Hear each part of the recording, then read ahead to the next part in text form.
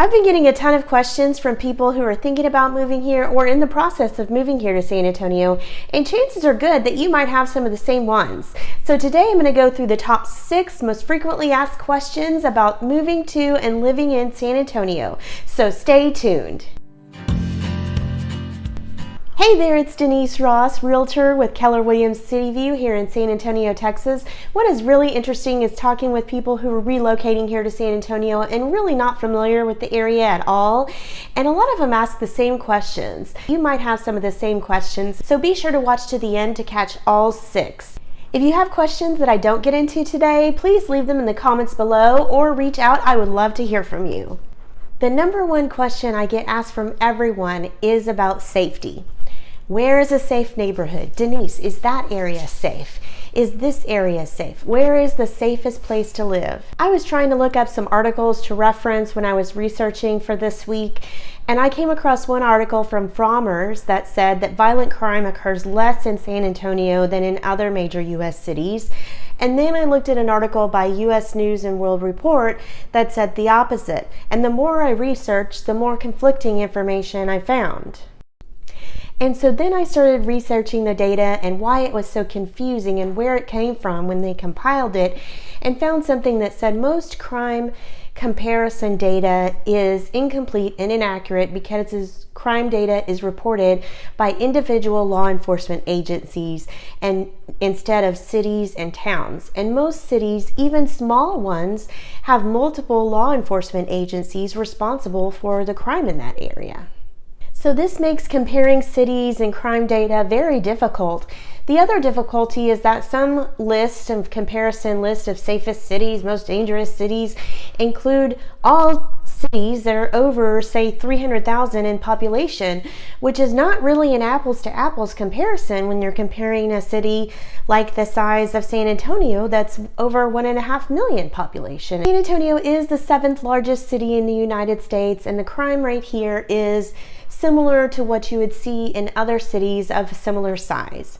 There is crime here, however, San Antonio is not one of the cities that you're hearing about on the national news on the daily because of violent crimes like happening in those cities. In any city, there's going to be rougher areas than others, but I have lived here most of my life, aside from when I was in college and a short time after, and my family and I have been all over the city, and I cannot recall a time where I have felt unsafe. There are several resources that I can point you to for specific crime data, including the San Antonio Police Department through sanantonio.gov and spotcrime.org. And I will put those links in the description box down below. And through those sites, you can filter to a specific area, neighborhood, or even a specific address and a certain radius around it. And you can also filter by specific types of crime if you're interested in that much detail.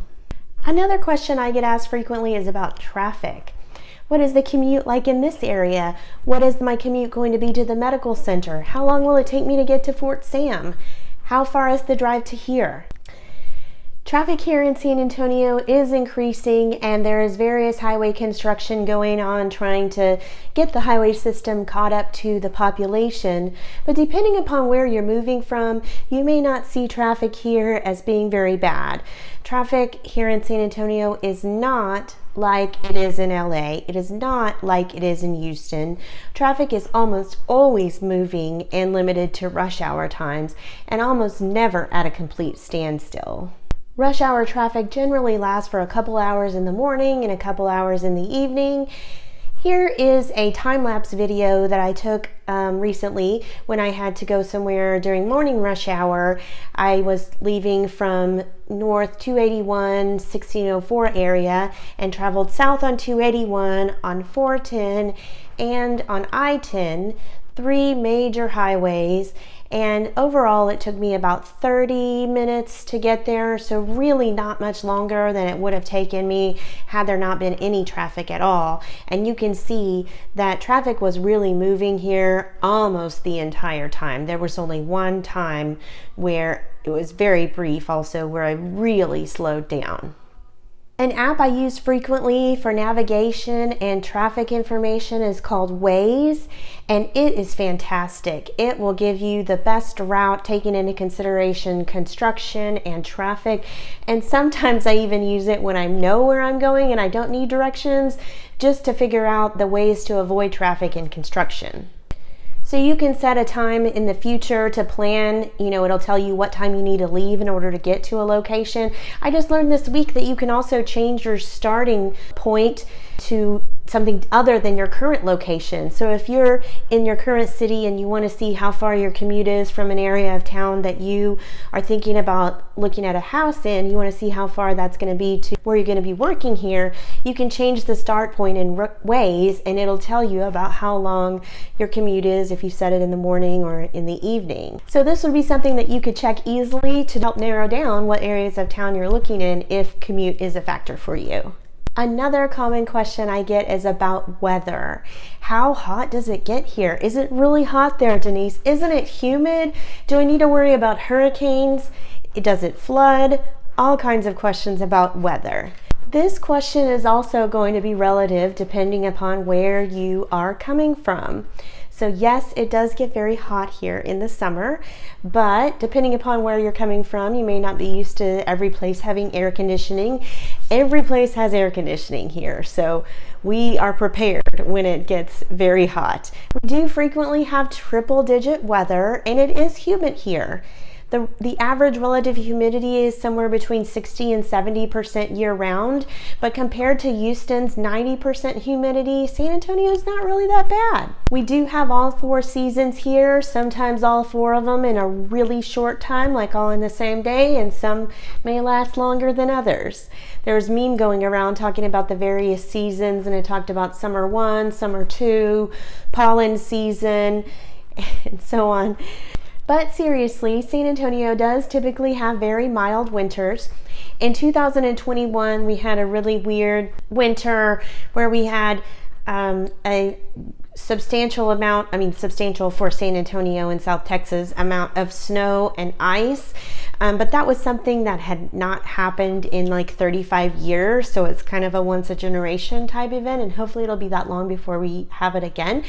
But if it does snow or ice here, it's generally not that much, doesn't last very long. And if it does, or even there's a chance of it in the forecast, everything pretty much shuts down. There are office closures, there's road closures, there's school closures. We're just not prepared for that kind of weather here. We don't really have very much extreme weather either. We're far enough away from the coast to not really have to worry about being in a hurricane strike zone, and San Antonio is usually an area that people are evacuating to during a hurricane, not evacuating from. So if a hurricane hits the Texas coast, we might get some of the rain bands and maybe a little bit of wind, but not anything more than that, and not anything to be concerned about. We're also far enough south that we are not really considered to be in the tornado alley and don't have that much risk about that either. So a lot of the San Antonio area is on a lot of limestone underground, so solid rock, and it is prone to flash flooding if rain tends to come down really hard and really fast. But those are usually low water crossings on roadways that are clearly marked and easy to avoid. And usually those areas are even barricaded if there is a risk or they are actively flooding. The next common question is about diversity. People want to know if the area is diverse. San Antonio has such a rich history and culture that stems from many different factors. San Antonio as a city is over 300 years old, and immigrants from many different countries have helped shape that, as has the large population of military personnel. San Antonio is Military City USA, with one of the Army's oldest military installations in Fort Sam Houston, Camp Bullis, Randolph Air Force Base, and Lackland Air Force Base, where most of the U.S. Air Force goes through basic training. These individual bases all combine to form Joint Base San Antonio, and there is constantly military personnel moving in and out. And the military culture is woven so deeply into the culture of San Antonio. That combined with the amount of tourism here, I think makes San Antonio such a welcoming and friendly city.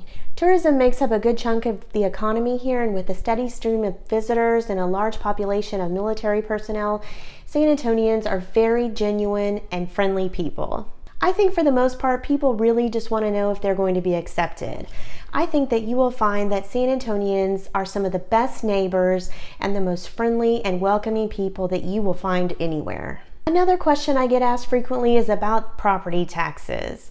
I've talked in a couple of my other videos about property taxes, and since Texas does not have a state income tax, property taxes is left to fill that gap to pay for schools and roads and all of that stuff.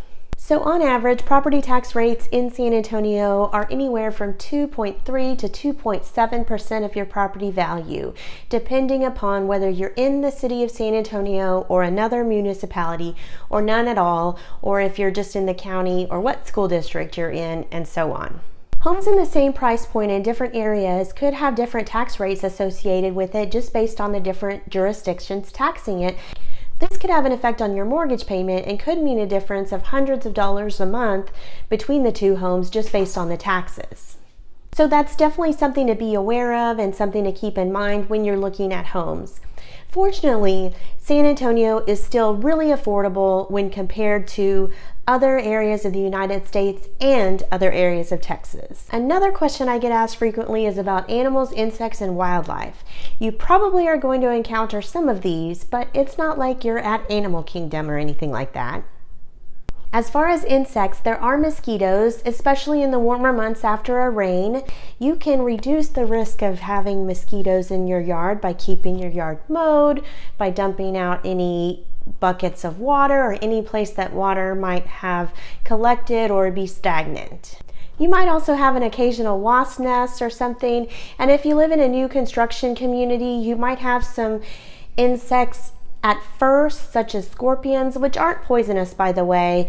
When my daughter was about 3, she stepped on a scorpion and she cried and it hurt her for about 30 minutes, but then she was fine and it was as if nothing had ever happened. So you can certainly have pest control come out and treat your property, or you can use some more natural products, diatomaceous earth or something like that, to help keep them away.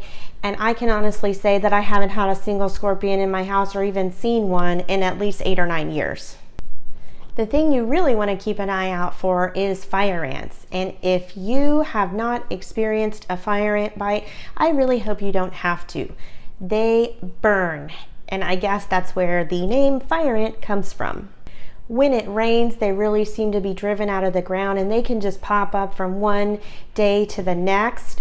So if you see kind of this mound of dirt with these little holes in it pop up in your yard, then that is probably a fire ant mound, and don't step in it. Get yourself to the hardware store and get you some Amdro and sprinkle that on the fire ant mound. I am not sure what God's purpose for fire ants are, but they should not been admitted to Noah's Ark. The other thing to note is termites. We do have termites here in Texas, so when you're buying a home and you're going through the process of getting it inspected to check out the plumbing, electrical, HVAC, etc., I would highly recommend that you say yes when they ask if you want to add on the portion of the inspection where they check for wood-destroying insects. But there are some ways to deter termites from your home too. But there's also some other things that you really might enjoy seeing, like some hummingbirds. We get a lot of those in the spring and they're really fun to watch.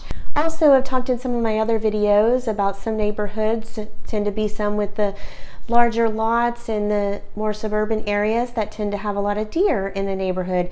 Some white-tailed deer, and some areas even a little bit further out might even have some axis deer.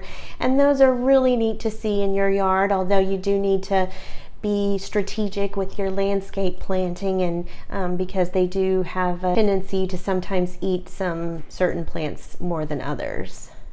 I have also occasionally seen a fox crossing the road. You might see an armadillo or a skunk, and these usually aren't bothersome, although a couple months back my dog did try to befriend a skunk that got into my yard.